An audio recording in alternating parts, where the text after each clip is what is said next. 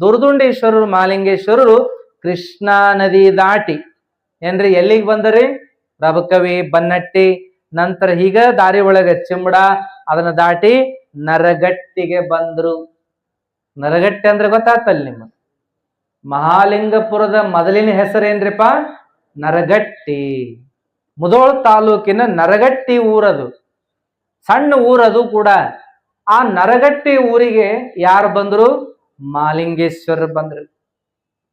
ಮುಂದೇನಪ್ಪಾ ಅಂದ್ರೆ ಈ ದುರ್ದುಂಡೇಶ್ವರ ಎಲ್ಲಿ ಹೋದ್ರು ಅಂದ್ರೆ ಅರಬಾವಿಗೆ ಹೋದ್ರ. ಮುಂದೆ ಅವ್ರು ಇಲ್ಲಿ ನಿಲ್ಲಿಲ್ಲ. ಅವ್ರು ಹೇಳಿದ್ರು ಮಾಲಿಂಗೇಶ್ವರರಿಗೆ, ನಿನ್ನ ಸ್ಥಾನ ಬಂತು, ನೀ ನಿಲ್ಲು, ನನ್ನ ಸ್ಥಾನ ಮುಂದದ, ನಾ ಹೋಗ್ತೀನಿ ಅಂತ ದುರ್ದುಂಡೇಶ್ವರ ಹೋಗ್ಬಿಟ್ರು. ಮಾಲಿಂಗೇಶ್ವರರು ನರಗಟ್ಟಿ ಒಳಗ ಬಂದ್ರು. ನರಗಟ್ಟಿ ಒಳಗ ಊರು ಹೊರಗಿನ ಗುಡಿಯಾಗ ಅಲ್ಲಿ ಕಾಲ ಕಳೆದ್ರು. ರಾತ್ರಿ ವೇಳೆಯನ್ನ ಧ್ಯಾನ ಮಾಡ್ಕೋತ ಕಳೆದ್ರು. ಮುಂಜಾನೆ ಆಗ್ಬಿಡ್ದ ಏನಾಯ್ತು ಅಂದ್ರೆ ಅಲ್ಲೇ ಒಬ್ಬ ಮುಪ್ಪ ಮುದುಕಿ ಶಿವಭಕ್ತೆ ಶಿವಶರಣೆ ಅಲ್ಲಿಗೆ ಬರ್ತಾಳ. ಅಲ್ಲಿಗೆ ಬಂದು ಕೈಯಾಗ ಏನಪ್ಪಾ ಅಂದ್ರೆ ಪೂಜಾ ವಸ್ತುಗಳನ್ನೆಲ್ಲ ತಂದಾಳ. ಇವತ್ತೆ, ಕುಂಕುಮ, ನೀರು, ಉದಿನಗಡ್ಡಿ, ಹೂಪತ್ರಿ ಎಲ್ಲ ತಂದಾಳ. ಆಕೆ ಅದನ್ನ ಹಿಡ್ಕೊಂಡು ಬಂದು ಗುರುಗಳ ಮುಂದೆ ನಿಂತಾಳ. ಗುರುಗಳು ಧ್ಯಾನಕ್ಕೆ ಕುಂತಂತವ್ರು ಕಣ್ಣು ತೆರೆದು ನೋಡ್ತಾರ. ಒಬ್ಬ ಸಾತ್ವಿಕ ಶರಣೆ, ಒಬ್ಬ ವಯೋವೃದ್ಧ ಅಮ್ಮ ಬಂದು ಕೂತ್ಕೊಂಡಾಳ.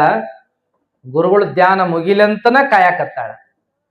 ಅಂತ ಸಂದರ್ಭದೊಳಗೆ ಮಾಲಿಂಗೇಶ್ವರ ನೋಡಿದ್ರು, ಸಂತೋಷ ಆತು. ಅವಾಗ ಗುರುಗಳು ಹೇಳಿದ್ ನೆನಪಾತು.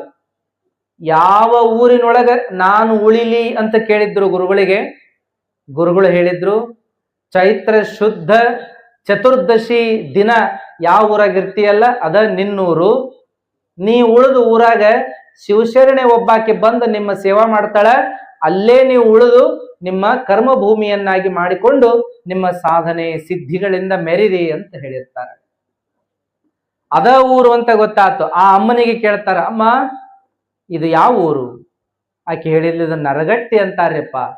ಮತ್ತ ನೀವು ನನ್ನ ಮುಂದೆ ಬಂದು ಯಾಕೆ ಕುಂತೀರಿ ಅಂದಾಗ ಆಕೆ ಹೇಳ್ತಾಳ, ಕನಸಿನ್ಯಾಗ ಶಿವ ಬಂದಿದ್ದ, ನಾನು ನನ್ನ ಮಗನನ್ನು ಕಳಿಸೀನಿ ನಿನ್ನ ಊರಿಗೆ, ಅವನ ಸೇವಾ ಮಾಡೋ ಜವಾಬ್ದಾರಿ ನಿಂದು, ಅವನು ಹೋಗಿ ನಿನ್ನ ಮನೆಗೆ ಭಿನ್ನ ಮಾಡು ಅಂತ ಶಿವ ಅಪ್ಪಣೆ ಮಾಡ್ಯಾನ.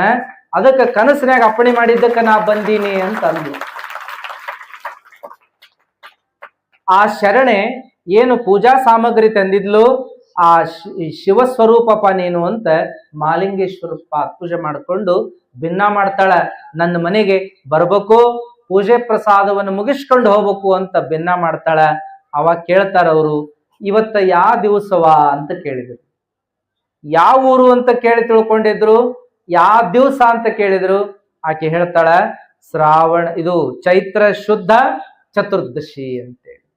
ಅವಾಗ ಅವ್ರಿಗೆ ಬಹಳ ಸಂತೋಷ ಆಯ್ತು. ನನ್ನ ಗುರುಗಳು ಹೇಳಿದ್ದು ಇದೆ, ಈ ದಿವಸ ಯಾವ ಊರಾಗಿರ್ತೀಯಲ್ಲ ಅದ ನಿನ್ನೂರು ಅಂದಾರ. ಬಹಳ ಸಂತೋಷವ, ಬರ್ತೀನಿ ನಿನ್ನ ಮನೆಗೆ ಅಂದ್ರು. ಆಕಿಗಂತೂ ಬಹಳ ಸಡಗರಾತು. ಮನೆಗೆ ಓಡೋಡಿಕೊಂಡು ಹೋದ್ಲು. ಕಾಲ ನೆಲದ ಮ್ಯಾಲ ನಿಲ್ಲುವಲ್ವ ಆಕಿಗೆ. ಮಹಾತ್ಮರು ಬರಾಕತ್ತಾರ ಮನೆಗೆ ಅಂತ ಹೇಳಿ ಓಡೋಡಿ ಹೋಗಿ ಮನ್ಯಾಗ ಹೇಳಿದ್ಲು.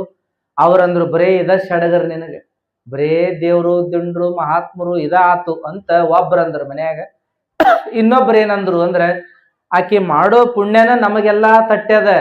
ನಮ್ ಮಂತಾನ ಇಟ್ಟು ಚಲೋ ಆಗಾಕ, ನಮ್ ಮಂತಾನ ಇಟ್ಟು ಮುಂದೆ ಬರಾಕ, ನಮಗೆಲ್ಲ ಇಷ್ಟು ಸುಖ ಶಾಂತಿ ಇರಾಕ ಕಾರಣ ಏನು ಅಂದ್ರೆ ನಮ್ಮ ಅಮ್ಮ ಮಾಡಿದ ಪೂಜಾ ಪುಣ್ಯ, ನಮ್ಮ ಅಮ್ಮ ಮಾಡಿದ ಪೂಜಾ ಫಲ ಇದು ಅಂತ ಅಂದ್ರ. ನೋಡ್ರಿ, ಮನ್ಯಾಗ ಹಿರಿಯರು ಏನ್ ಮಾಡ್ತಾರಲ್ಲ ಅದ ಪುಣ್ಯನ ಆ ಮನೆಗೆ ತಟ್ಟುದು. ಹಿರಿಯರಾಗಲಿ ತಂದೆ ತಾಯಿಗಳಾಗಲಿ ಅವರು ತಮಗಾಗಿ ಅಲ್ಲ ಮಾಡುವುದು, ತಮ್ಮ ಮುಂದಿನ ಪೀಳಿಗೆಗಾಗಿ, ತಮ್ಮ ಮುಂದಿನ ಮಕ್ಕಳಿಗಾಗಿ, ಮೊಮ್ಮಕ್ಕಳಿಗಾಗಿ, ಮರಿ ಮೊಮ್ಮಕ್ಕಳಿಗಾಗಿ, ಗಿರಿ ಮೊಮ್ಮಕ್ಕಳಿಗಾಗಿ ಅಂತ ಹೇಳಿ. ಹಾಗಾಗಿ ಹಿರಿಯರ ಪುಣ್ಯವನ್ನ ಮರೆಯಕ್ಕಾಗುವುದಿಲ್ಲ. ಅವರ ಪುಣ್ಯನ ನಾವೆಲ್ಲ ಉಣ್ಣೋದು. ಹಿಂದಿನ ಪುಣ್ಯವನ್ನು ಇಂದುಂಡು ಉಡಬೇಕು, ಇಂದಿನ ಪುಣ್ಯವನ್ನು ಮುಂದುಂಡು ಉಡಬೇಕಾತ್ಮ. ಅದಕ್ಕ ನಾವು ಏನು ಸುಖದಾಗ ಅದೀವಲ್ಲ, ಈ ಸುಖಕ್ಕೆ ಕಾರಣ ನಮ್ಮ ಹಿರಿಯರ ಪುಣ್ಯ. ಅದಕ್ಕಂಥ ಪುಣ್ಯವಂತರು ನಾವು ಆಗ್ಬೇಕಂತಂದ್ರೆ ಸೇವೆಯನ್ನ ಮಾಡಬೇಕು. ಅಂತ ಸೇವೆಯನ್ನ ಈ ಅಮ್ಮ ಮಾಡ್ಯಾಳ, ಸಿದ್ದಾಯಿ ಮಾಡ್ಯಾಳ. ಒಂದು ವಚನವನ್ನ ಕೇಳಿ ನಾವು ಮುಂದಿನ ಮಾತಿಗೆ ಹೋಗೋಣ. ಇಂಥ ಒಂದು ಗುರು ಸೇವೆಯನ್ನ ಮಾಡಿ ನರಜನ್ಮವನ್ನು ಉದ್ಧಾರ ಮಾಡಿಕೋಬೇಕು ಅಂತ ಸಂಕಲ್ಪ ತೊಟ್ಟಂಥ ಆ ಶಿವಶರಣಿ ಮಹಾಲಿಂಗೇಶ್ವರನ ತನ್ನ ಮನೆಗೆ ಭಿನ್ನ ಮಾಡಿದ್ಲು. ಮೊದಲೆಲ್ಲ ಇತ್ರಿ ಅದು, ಭಿನ್ನ ಮಾಡಬೇಕು, ಗುರುಗಳನ್ನ ಕರಿಬೇಕು ಅಂತ ಬಹಳ ಇತ್ತು. ಈಗೂ ಅದ ಸ್ವಲ್ಪ ಮಟ್ಟಿಗೆ ಅದ. ಅವಾಗೆಲ್ಲ ಗುರುಗಳನ್ನ ವಾರ ವಾರ ಕರೀತಿದ್ರು. ಸೋಮವಾರಕ್ಕೊಮ್ಮೆರ ಕರೆಯುವುದು, ಇಲ್ಲ ಹುಣ್ಣಿಮೆ ಅಮಾಸಿಗೊಮ್ಮೆರ ಕರೆಯುವುದು, ಇಲ್ಲ ಅಪರೂಪದ ಪ್ರಸಂಗದೊಳಗೆ ಕರೆಯುವುದು, ಹಿಂಗೆಲ್ಲ ನಡೀತಿತ್ತು. ಗುರುಗಳನ್ನ ಕರೆಯೋದಾಗಲಿ, ಪಾದಪೂಜೆಯನ್ನ ಮಾಡೋದಾಗಲಿ, ಲಿಂಗ ಪೂಜೆಯನ್ನ ಮಾಡಿಸೋದಾಗಲಿ, ಸೇವಾ ಅವರಿಗೆ ಮಾಡೋದಾಗಲಿ, ಪ್ರಸಾದ ಮಾಡಿಸೋದಾಗಲಿ, ಇವೆಲ್ಲವೂ ಕೂಡ ನಡ್ಕೊಂಡು ಬಂದಂತ ಸಂಪ್ರದಾಯಗಳು. ಆ ಶರಣಿ ಏನ್ ಮಾಡಿದ್ಲು ಅಂತಂದ್ರೆ ಮಹಾಲಿಂಗೇಶ್ವರನ ಭಿನ್ನ ಮಾಡಿ ತನ್ನ ಮನೆಗೆ ಕರೆದ್ಲು. ಮಹಾಲಿಂಗೇಶ್ವರ ಒಪ್ಪಿಗೆ ಕೊಟ್ರು, ಬರ್ತೀವಿ ಅಂತೇಳಿ. ಮತ್ತ ಮಹಾತ್ಮರು ಹಿಂಗಲ್ಲ, ಇಲ್ಲಿ ಹೋಗ್ಬೇಕು ಇಲ್ಲಿ ಹೋಗಬಾರದು ಅಂತೇನಲ್ಲ, ಬಡವರಲ್ಲಿ ಬೇಡ ಶ್ರೀಮಂತರಲ್ಲಿ ಬೇಕು ಅಂತೇನಿಲ್ಲ. ಯಾರಾದರೇನು, ಮಹಾತ್ಮರಿಗೆ ಯಾವ ಜಾತಿ ಇಲ್ಲ, ಕುಲ ಗೋತ್ರಗಳಿಲ್ಲ, ಎಲ್ಲರೂ ನನ್ನವರು, ಎಲ್ಲರ ಉದ್ಧಾರ ನನ್ನ ಕರ್ತವ್ಯ ಅಂತ ಹೋಗ್ತಿರ್ತಾರೆ.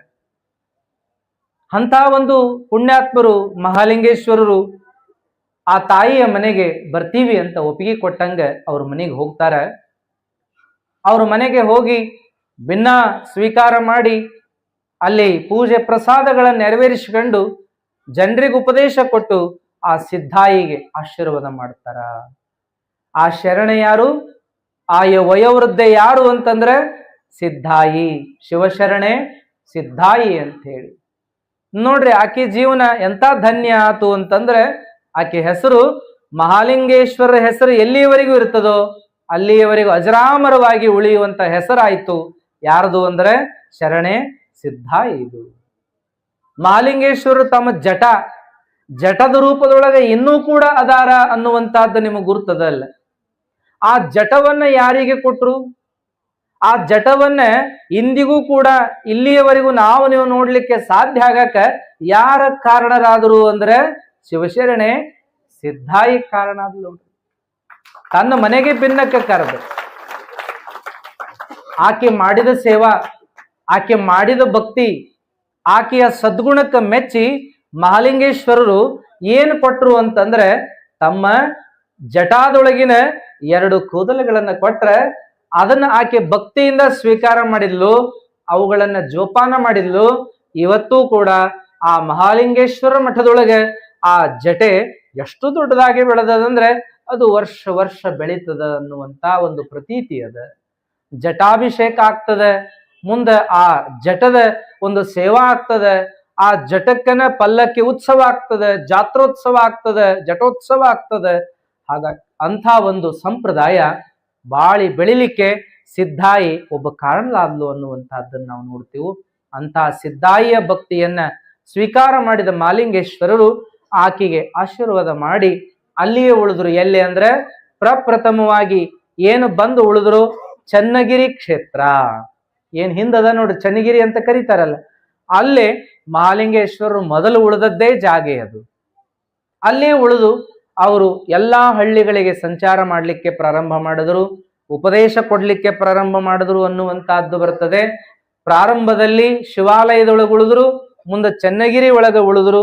ಚನ್ನಗಿರಿ ಒಳಗೆ ಉಳಿದ ಮೇಲೆ ಅವರ ಕೀರ್ತಿ ಮುಧೋಳ ತುಂಬೆಲ್ಲ ಹಬ್ಬಾಕತ್ತು. ಮುಧೋಳ ತಾಲೂಕ ತುಂಬೆಲ್ಲ ಹಬ್ಬಾಕತ್ತು.